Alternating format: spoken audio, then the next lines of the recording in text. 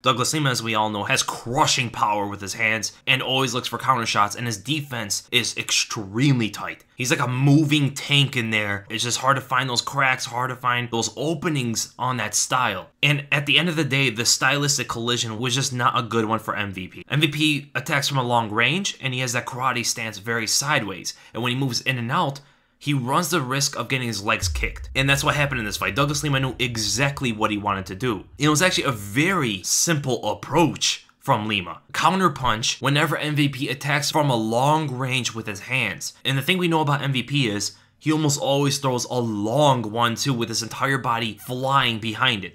Right, he's not really a in and out kind of puncher. He's an all-in puncher, and Douglas Lima knows that. So he wants to evade the punch, slip, pull, whatever it means to avoid the straight line and counter with his hooks. And when MVP wasn't doing that, Douglas Lima's looking for the range when MVP gets a little bit closer to attack the legs. So it put MVP in a very drastic situation. I mean, I do believe he could have thrown some head kicks out there. He did throw a couple out there, a spinning heel kick in the beginning of the second round, but there was something specific that MVP was looking for in this fight. He was looking to counter the leg kicks of Douglas Lima. Of course, MVP had to know going into a fight with Lima with that karate style that he himself brings into a fight, he's going to have to know that leg kicks are going to come out there. So he tried to counter them. You might have thought that the kick that swept MVP off his feet, and even the one previously, you probably thought that Douglas Lima countered MVP. Technically he did, but he wasn't looking to counter MVP. If you notice, it's very hard to tell, but MVP was actually looking to counter Douglas Lima. Douglas Lima set up for the kick. He was already in swinging motion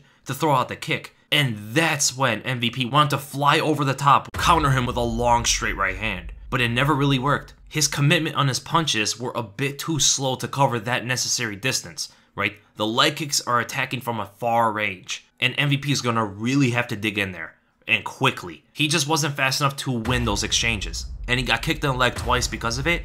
And at the final sequence, again, Douglas Lima was just doing his usual thing, changed nothing, very simple approach, stuck to the most fundamentally aspect of his style, and knew that was just enough to beat MVP, who has this flashiness to him. MVP really doesn't have those fundamentals in things like Muay Thai and boxing and kickboxing, all these sort of stuff. In karate, he excels, but everything else, it's really not there. While Douglas Lima is the epitome of the fundamentals of Muay Thai as well as boxing and kickboxing. And the power Douglas Lima generates with that kick is enormous. I mean, look at where his left foot is pointing to. There's a lot of rotation going through for this kick. And MVP didn't step with the kick, he just went straight. And because of that, his leg got kicked out before his punch was able to get in. I think the punch got thrown off. It wouldn't even have mattered, really. Even if it landed, he has no ground under him and gets swept because of it. And he lands perfectly right in front of Douglas Lima. I mean, that just shows how much he thrusted himself forward at Douglas Lima. And he's in the perfect position to get followed up on. But Lima made an intelligent decision to not fall to the ground, saw that Michael Page